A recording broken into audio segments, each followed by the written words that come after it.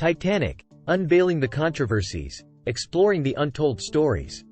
Welcome back, viewers. Today, we embark on a captivating journey through time to unravel the controversies surrounding the ill-fated RMS Titanic. Join me as we dive into the depths of history and explore the untold stories that continue to captivate the world. On April 14, 1912, the Titanic hit an iceberg, which caused damage to the ship's hull below the waterline on one side. This led to the flooding of the front compartments of the ship. As a result, the Titanic sank about 2 hours and 40 minutes later, and sadly, around 1,496 people lost their lives due to drowning or extreme cold. Since then, there have been various conspiracy theories proposed about the Titanic disaster. Captain L.M. Collins, a former member of the Ice Pilotage Service, based a conclusion on 3 pieces of evidence and going off of his own experience of ice navigation and witness statements given at the 2 post-disaster inquiries, that what the Titanic hit was not an iceberg but low-lying pack ice. Different people on the ship described the ice differently. Some said it looked as tall as a 60-foot building, while others said it was even taller, like a 100-foot building. But Captain Collins thinks that something called an optical illusion made the ice look bigger than it actually was. When it's very cold and the water is calm, things near the water can look much taller than they really are. Now, when the ship tried to turn away from the ice, it didn't turn enough, and it hit the ice with its side. This caused the ship to get damaged and start filling with water. It sank very quickly because of the damage. Captain Collins believes that it was this strip of ice, not a big iceberg, that the Titanic hit. So, in simple terms, Captain Collins thinks that the Titanic hit a strip of floating ice that looked taller than it really was because of an illusion. This caused the ship to sink. It's an interesting idea that some people believe, and it adds to the mystery of what happened to the Titanic. There is a theory that suggests the Titanic didn't actually sink, but it was its sister ship called the Olympic that sank instead. The theory says that the owners of the ships, a group called the International Mercantile Marine, wanted to fake the sinking of the Titanic for insurance money. They believed that by switching the 2 ships and sinking the Olympic disguised as the Titanic, they could make a lot of money. However, other researchers disagree with this theory. They point out that the Olympic and Titanic had many differences in their interiors and designs, making it very difficult to switch them secretly. They also say that it wouldn't have made sense for the owners to risk the lives of thousands of people by sailing the ship into the Atlantic Ocean and crashing it into an iceberg. Instead, they could have simply damaged the ship while it was docked and collected the insurance money that way.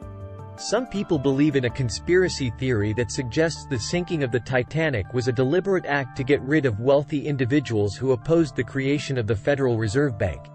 They claim that some of the richest men, like John Jacob Astor IV, Benjamin Guggenheim, and Isidor Straus, who were against a central bank, were on the ship and died during the sinking.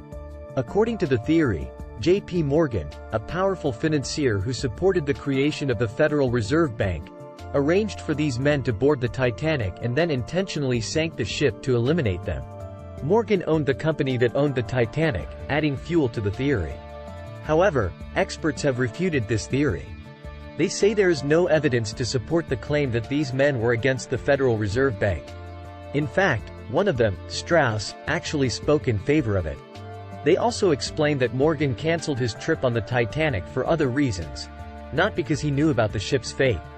There is a theory that suggests if the watertight doors on the Titanic had been opened, the ship might have stayed afloat longer and allowed more time for rescue ships to arrive. However, this theory has been challenged and disproven by experts. The first reason is that the first 4 compartments of the ship were already watertight, so opening the doors wouldn't have significantly reduced the amount of water in the bow of the ship. Second, calculations done by Bedford and Hackett showed that if there had been a significant amount of water behind boiler room number 4, it would have caused the Titanic to capsize and sink about 30 minutes earlier than it actually did. In fact, the ship would have lost its lighting about 70 minutes after the collision due to flooding in the boiler rooms. In 1998, the Discovery Channel conducted model simulations in a documentary called Titanic: Secrets Revealed. These simulations supported the findings of Bedford and Hackett, showing that opening the watertight doors would have caused the ship to capsize even earlier, more than half an hour before it actually sank. There is a theory about the sinking of the Titanic that suggests the ship may have partially grounded on the shelf of ice below the waterline when it collided with the iceberg. This theory proposes that this grounding could have caused damage to the keel and the underside of the ship. According to this theory, as the Titanic sank, it was observed that water was flooding into Boiler Room 4 from below the floor grates instead of over the top of the watertight bulkhead. This observation led some to believe that there may have been additional damage along the keel, which weakened the hull's integrity. Another important aspect of this theory is the collapse of the first funnel of the Titanic. It is suggested that this collapse occurred at a relatively shallow angle when the forward expansion joint, over which several funnel stays crossed, opened as the hull was experiencing stress. The opening of the joint caused the stays to stretch and snap, and the funnel toppled onto the starboard bridge wing due to the ship's sudden forward and downward lurch. As we conclude our journey through the controversies of the Titanic, it becomes clear that this iconic disaster remains an enigma even a century later. The Titanic's sinking brought about significant changes in maritime safety regulations and continues to fascinate historians and enthusiasts worldwide. Join us next time as we delve into another intriguing chapter of history.